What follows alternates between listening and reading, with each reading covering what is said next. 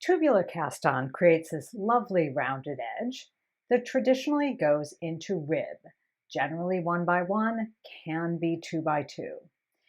Of course, that rounded edge also gives the fabric a thickness, but in ribbing, that doesn't matter because, of course, the pearls recede and it creates this extra thick fabric.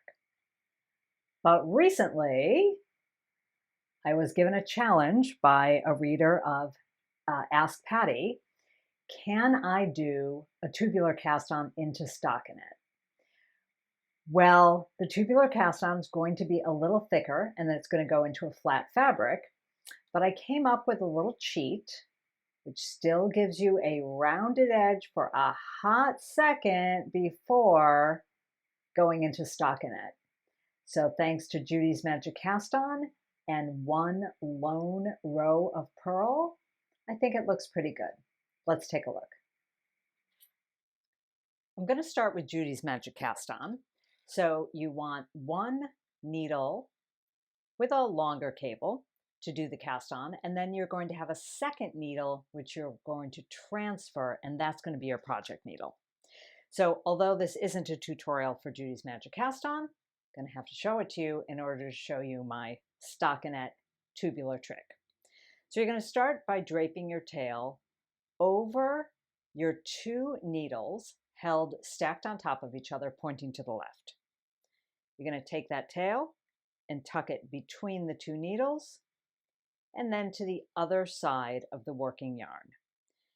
Now you're going to take your thumb and index finger and dive them through the yarn, not dissimilar to long tail, except the tail is going to go over your finger.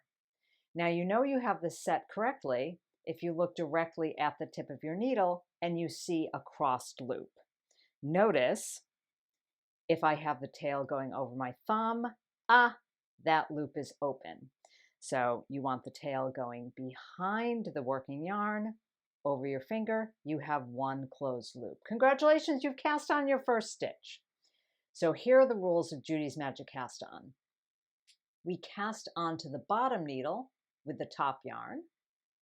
We cast onto the top needle, drink, with the bottom yarn. You want to hold your left hand locked into position like this. So you're not pivoting your hand up and down. Finger stays up, thumb stays down, and the needles tick up and down like a metronome lying on its side. The yarn is always going to wrap in the same direction, from the bottom of the needle to the top. So if I already have one wrap around my top needle, it's time to cast onto the bottom needle. So the bottom needle, dink, ticks up to the top yarn, and that yarn wraps around the bottom of the needle to the top of the needle. Now it's time to cast onto the top needle. Those needles tick down, and that yarn wraps around the bottom of that needle to the top. In other words, you're going to go outside to in, boink, inside to out. But the thing you want to focus on is you're ignoring the other needle and you're just looking at the needle that you're casting onto. And that yarn is always starting on the bottom of that needle and wrapping to the top. Notice that that's different than starting at the top of the needle and wrapping to the bottom. So we go bottom to top, blink, bottom to top, bottom to top, bottom to top. And of course, we're casting on in pairs. And since we started with a wrap around our top needle, the bottom needle is what always pairs it up. Now, if your phone rings and you stop in the middle, and you don't know which way to go, just take a look. Notice that that loose wrap of yarn is around the top needle, so I know I go to the bottom next.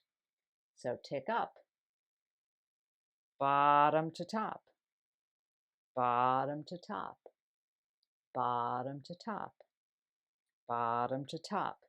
And you know things are right with the world if you peek to the back and you see that neat little braid Almost looks like pearl bumps. Okay, I'm going to keep going and we'll take a look at what happens next. And for the last stitch, instead of just wrapping it bottom to top, I'm going to do a little half loop, kind of like an E-loop, and pop it onto that bottom needle. Just helps keep it secured a little more. Now I'm going to turn so those needle tips are pointing to the right. For this first row only, I'm just going to pick up that tail and drape it over the top of the working yarn just to hang on to it for a second. And I'm going to knit one row on each needle. And this is done kind of the same as magic loop. So I'm going to pull that bottom needle out. Notice that looks familiar, like flat knitting. And with that tail crossed over the working yarn, I'm just going to knit one row. So far, for those of you who know the tubular cast on off of Judys Magic Cast On, I haven't made any changes. So I'm going to knit one row, and then I'm going to turn. So now we have one little bitty row of stockinette done, and I'm going to turn my work, keeping that stockinette facing me, right? You know something's gone wrong if you're looking at pearl bumps. And I'm going to tuck the top needle in, and I'm going to pull the bottom needle out. And now I'm going to knit the next row. So again, so far, if you know the tubular cast on off of Judys Magic Cast On, nothing has changed. Now comes our change. So at this point, after you've worked one row of each, so there I have two bitty rows of stockinette. Normally at this point, you would tuck that top needle in, you would fold that in half. Right there you see that lovely rounded edge.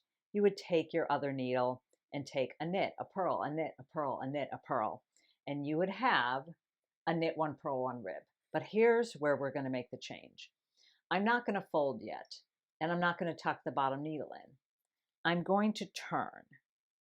I'm going to turn so that I'm looking at pearl bumps. Get that yarn out of the way. And I'm going to work another row on this top needle. But what I'm going to do is knit. So by knitting, I will have pearl bumps on the other side.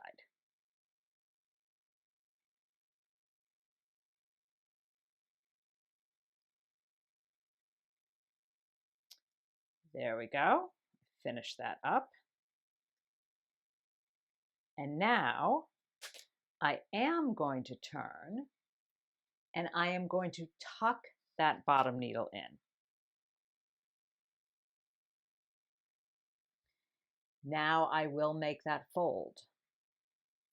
But notice I have a row of purl in front. Okay.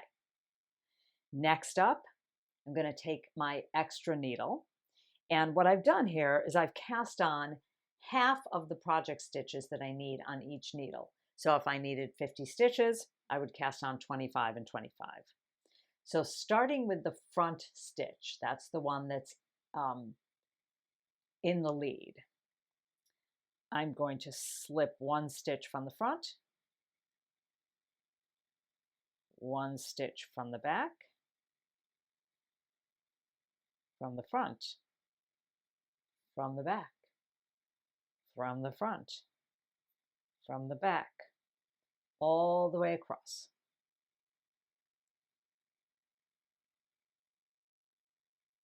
From the back, one more, from the front, and last stitch from the back.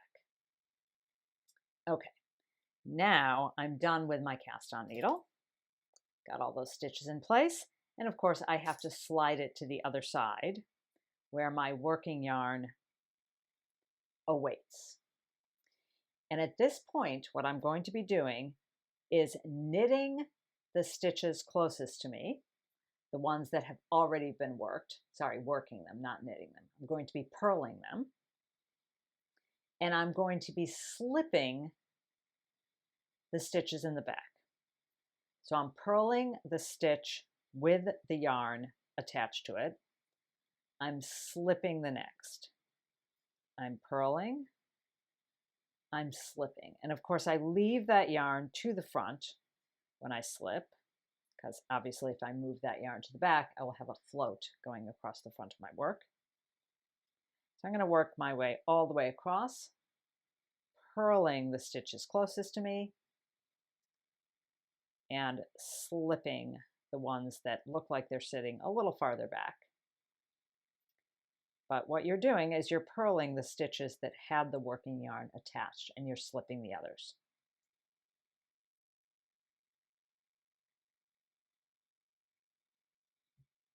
And if you turn it around, you'll see what you have is this lovely rounded edge that's all stockinette, no rib. And if you look at the bottom of it, you'll see that rounded edge, but just for like one hot second before, boom, it goes into reverse stockinette. So now we just start working regular old stockinette, and I'll check back with you in a few rows and we'll take a look at how it's looking. So there you go. It's not perfect because of course it is a double thickness going into a thinner fabric, unlike ribbing, but it does make a pretty nice rounded hem that just cheats going right into stockinette. So that's my little cheat for Judys Magic Cast On into a stockinette tubular cast on.